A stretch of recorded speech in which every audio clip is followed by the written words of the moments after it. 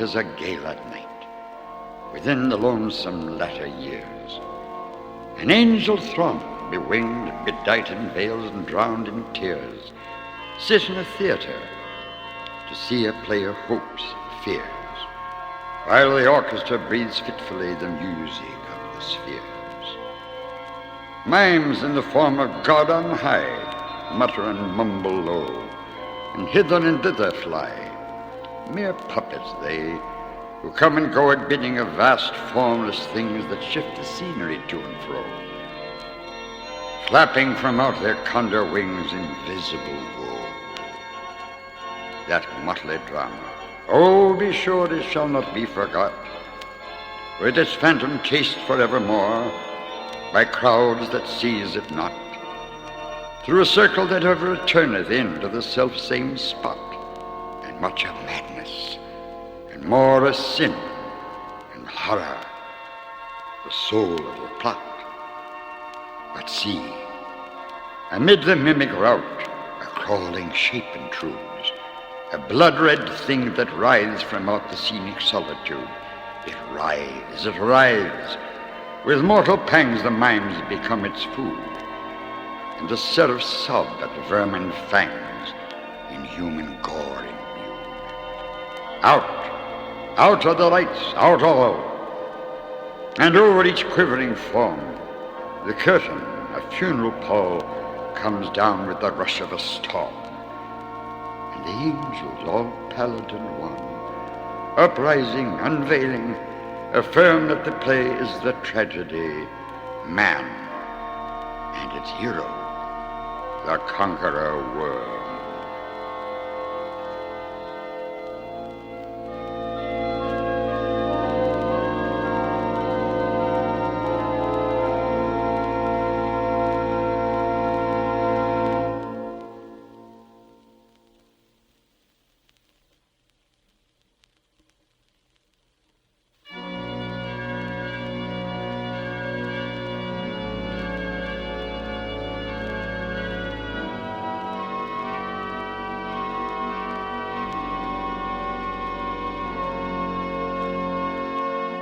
The skies, they were ashen and sober. The leaves, they were crisped and sere. The leaves, they were withering and sere. It was night in the lonesome October of my most immemorial year, in the misty mid-region of Weir, it was down by the dank town of Auber. It was hard by the dim lake of Auber, in the ghoul-haunted woodland of Weir. Here, once through an alley titanic of cypress, I roamed with my soul, of cypress with Psyche, my soul. Those were days when my heart was volcanic, as the scoriac rivers that roll, as the lavas that restlessly roll their sulphurous currents down Yaanek, in the ultimate climes of the pole. The groan is the roll down Mount Yaanek, in the realms of the boreal pole. Our talk had been serious and sober, but our thoughts, they were palsied and sere. Our memories were treacherous and sere. But we knew not the month was October, and we marked not the night of the year, night of all nights in the year. We noted not the dim lake of Auber, though once we had journeyed down here, remembered not the dank town of Auber, nor the ghoul-haunted woodland of Weir. And now, as the night was senescent, and star dials pointed to morn, as the star dials hinted of morn, at the end of our path, a liquescent and nebulous luster was born, out of which a miraculous crescent arose with a duplicate horn, Astarte's bediamonded crescent, distinct with its duplicate horn. And I said, she is warmer than Diane. She rolls through an ether of sighs. She revels in a region of sighs. She has seen that the tears are not dry on those cheeks where the worm never dies, and has come past the stars of the lion to point us the path to the skies, to the Elysian peace of the skies. come up in despite of the lion to shine on us with her bright eyes. Come up through the lair of the lion with love in her luminous eyes. But Psyche, uplifting her finger, said, sadly the star I mistrust. Her pallor I strangely mistrust. Oh, hasten, oh, let us not linger. Oh, fly, let us fly, for we must. In terror she spoke, letting sink her wings till they trailed in the dust. In agony sobbed, letting sink her plumes till they trailed in the dust, till they sorrowfully trailed in the dust. I replied, this is nothing but dreaming. Let us on by this tremulous light. Let us bathe in this crystalline light. Its Sibyllic splendor is beaming with hope and in beauty tonight. See, it flickers up the sky through the night. Ah, we safely may trust to its gleaming, and be sure it will lead us aright. We safely may trust to a gleaming that cannot but guide us aright, since it flickers up to heaven through the night. Thus I pacified Psyche and kissed her, and tempted her out of her gloom, and conquered her scruples and gloom, and we passed to the end of the vista, but were stopped by the door of a tomb, by the door of a legend and tomb. And I said, what is written, sweet sister, on the door of this legend and tomb? She replied, Ulalume, Ulalume, 'tis the vault of thy lost Ulalume.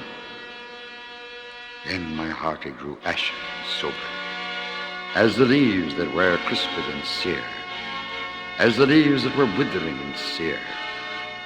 And I cried, it was surely October, on this very night of last year, that I journeyed down to here, that I brought a dread burden down here, on this night of all nights in the year. Ah, what demon has tempted me here? Well, I know now this dim lake of Auber, this misty mid-region of Weir. Well, I know now this dank tarn of Auber, this ghoul-haunted woodland of Weir.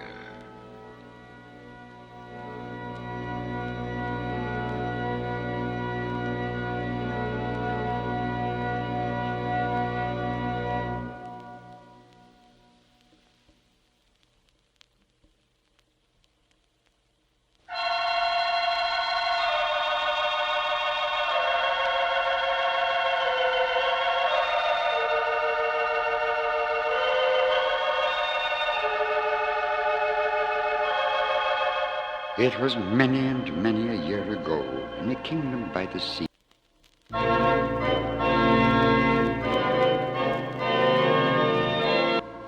Annabelle Lee. And this maiden she lived with no other thought than to love and be loved by me. I was a child, and she was a child in this kingdom by the sea. But we loved with a love that was more than love, I and my Annabelle Lee, with the love that the winged seraphs of heaven coveted her and me. And this was the reason that long ago, in this kingdom by the sea, a wind blew out of a cloud, chilling my beautiful Annabelle Lee, so that her high-born kinsman came and bore away from me, to shut her up in a sepulchre in this kingdom by the sea. The angels, not half so happy in heaven, went envying her and me. Yes, that was the reason, as all men know in this kingdom by the sea, that the wind came out of the cloud by night, chilling and killing my Annabelle Lee. But our love was stronger by far than the love of those who were older than we, of many far wiser than we. And neither the angels in heaven above, nor the demons down under the sea, can ever dissever my soul from the soul of the beautiful Annabelle Lee. For the moon never beams without bringing me dreams of the beautiful Annabelle Lee. And the stars never rise, but I see the bright eyes of the beautiful Annabelle Lee. And so all the night tide I lie down by the side of my darling, my life and my bride, in her sepulchre by the sea, in her tomb by the side of the sea.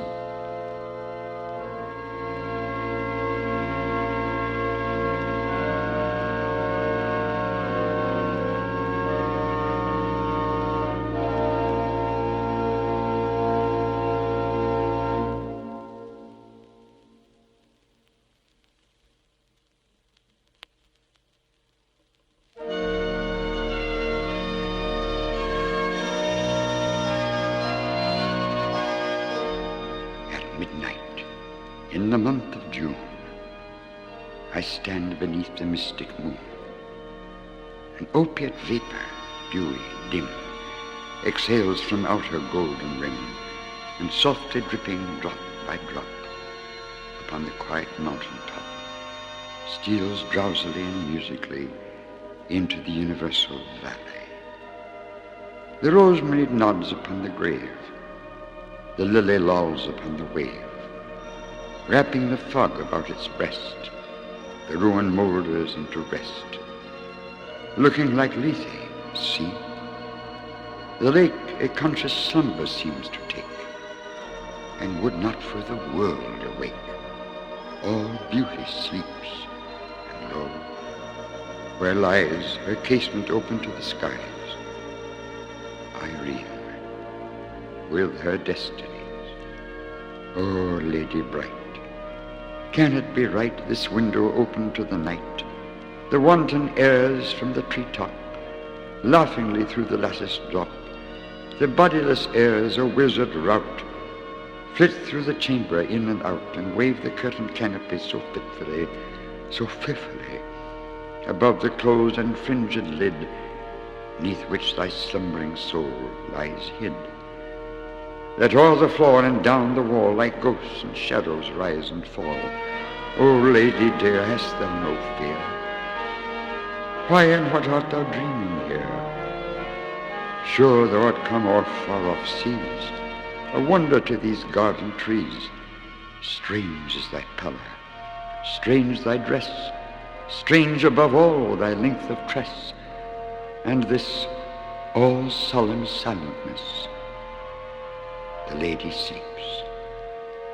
Oh, may her sleep which is enduring so be deep. Heaven have her in its sacred keep.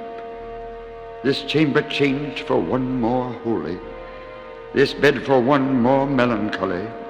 I pray to God that she may lie forever with unopened eye, while the dim-sheeted ghosts go by. My love, she sleeps. Oh, may her sleep, as it is lasting, so be deep. Soft may the worms about her creep, far in the forest dim and old. For her may some tall vaulting unfold, some vault that oft hath flung its black and winged panels fluttering back, triumphant o'er the crested palls of her grand family funerals. Some sepulchre remote, alone, against whose portals she hath thrown in childhood many an idle stone. Some tomb from out whose sounding door she ne'er shall force an echo more. Thrilling to think, poor child of sin, it was the dead who groaned within.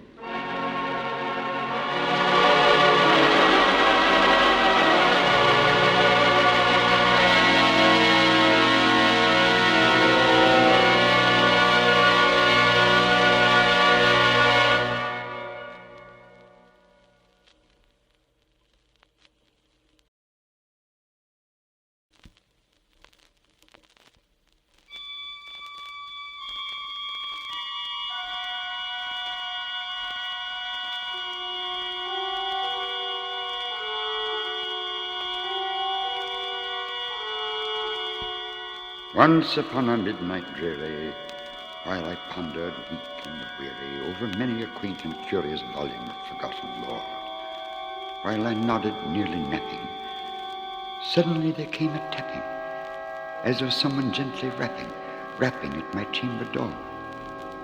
"'Tis some visitor," I muttered, tapping at my chamber door.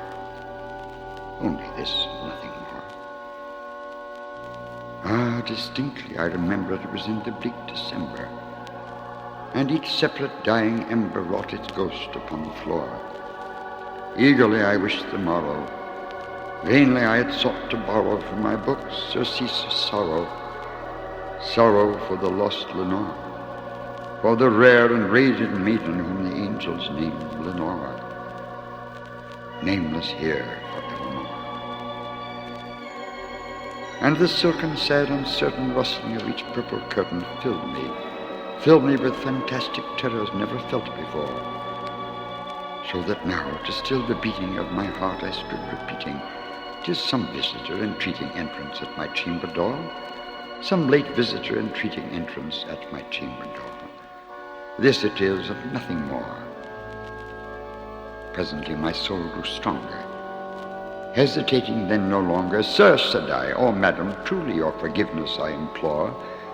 But the fact is I was napping, and so gently you came rapping, and so faintly you came tapping at my chamber door, that I scarce was sure I heard you. Here I opened wide the door. Darkness there, and nothing more. Deep into that darkness peering, long I stood there wondering, fearing, doubting, dreaming dreams no mortal ever dared to dream before. But the silence was unbroken, and the stillness gave no token, and the only word there spoken was the whispered word, "Lenore." This I whispered, and an echo murmured back the word, "Lenore." Merely this, and nothing more. Then to the chamber turning, all my soul within me burning, soon again I heard a tapping, something louder than before. "Surely," said I, "surely that is something at my window lattice. Let me see then what thereat is, and this mystery explore. Let my heart be still a moment, and this mystery explore. 'Tis the wind and nothing more." Open here I flung the shutter, when with many a flirt and flutter in there stepped a stately raven of the saintly days of yore. Not the least obeisance made he, not an instant stopped or stayed he, but with mien of lord or lady perched above my chamber door, perched upon the bust of Pallas just above my chamber door, perched and sat, and nothing more. Then this ebony bird beguiling my sad fancy into smiling, by the grave and sad decorum of the countenance it wore. "Though thy crest be shorn and shaven, thou," I said, "art sure no craven. Ghastly, grim, and ancient raven wandering from the nightly shore, tell me what thy lordly name is on the night's Plutonian shore." Quoth the raven, "Nevermore." Much I marveled this ungainly fowl to hear discourse so plainly, though it sounds a little mean, little relevancy for. For we cannot help agreeing that no living human being ever yet was blessed with seeing bird above his chamber door, bird or beast upon the sculptured bust above his chamber door, with such name as Nevermore. But the raven sitting lonely on that pallid bust spoke only that one word, as if his soul in that one word it did outpour. Nothing further than he uttered, not a feather than he fluttered, till I scarcely more than muttered, "Other friends have flown before. On the morrow he will leave me, as my hopes have flown before." Then the bird said, "Nevermore."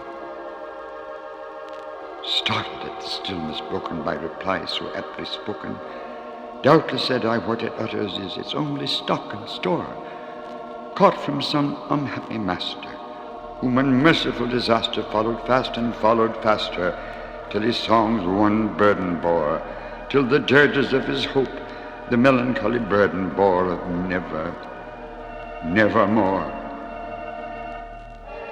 But the raven, still beguiling all my soul's sad soul into smiling, straight I wheeled a cushioned seat in front of bird and bust and door, Then upon the velvet sinking, I betook myself to thinking, fancy unto fancy, thinking what this ominous bird of yore, what this grim, ungainly, ghastly, gaunt, and ominous bird of yore meant in croaking, nevermore.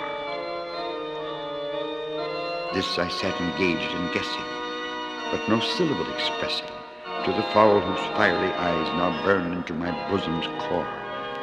This and more I sat divining, with my head at ease reclining, on the cushion's velvet lining, that the lamplight gloated o'er, but whose velvet violet lining, with the lamplight gloating o'er, she shall press on. More. Then methought the air grew denser, perfumed from an unseen censer, swung by seraphim, whose footfalls tinkled on the tufted floor. Wretch, I cried, thy God hath lent thee, by these angels he hath sent thee, respite, and nepenthe from thy memories of Lenore. Quaff, oh quaff this kind nepenthe, and forget this lost Lenore. Quoth the raven, nevermore.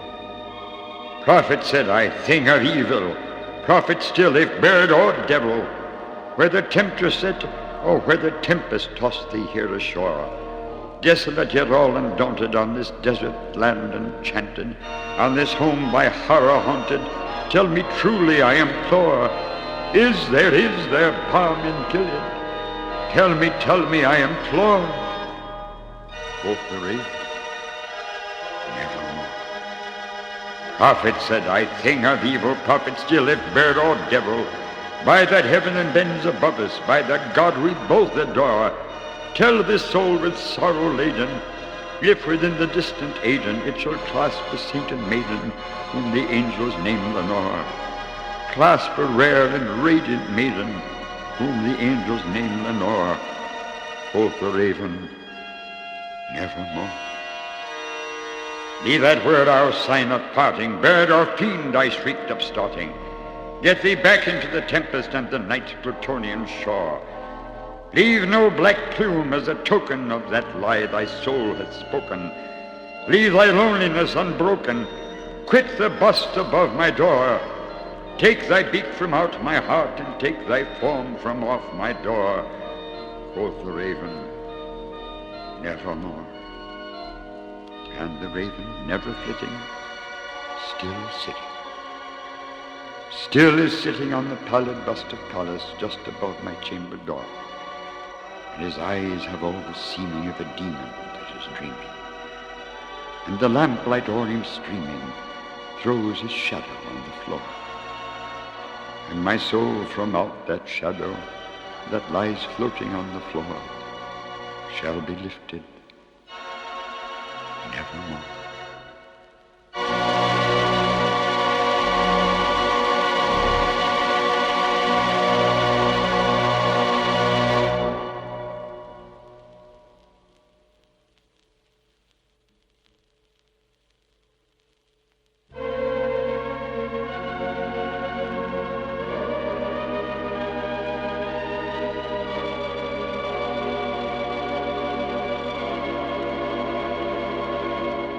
Take this kiss upon the brow, and in parting from you now, thus much let me avow. You are not wrong, who deem that my days have been a dream. Yet if hope has flown away in a night or in a day, in a vision or in none, is it therefore the less gone? All that we see or seem is but a dream within a dream. I stand amid the roar of a surf-tormented shore, and I hold within my hand grains of the golden sand.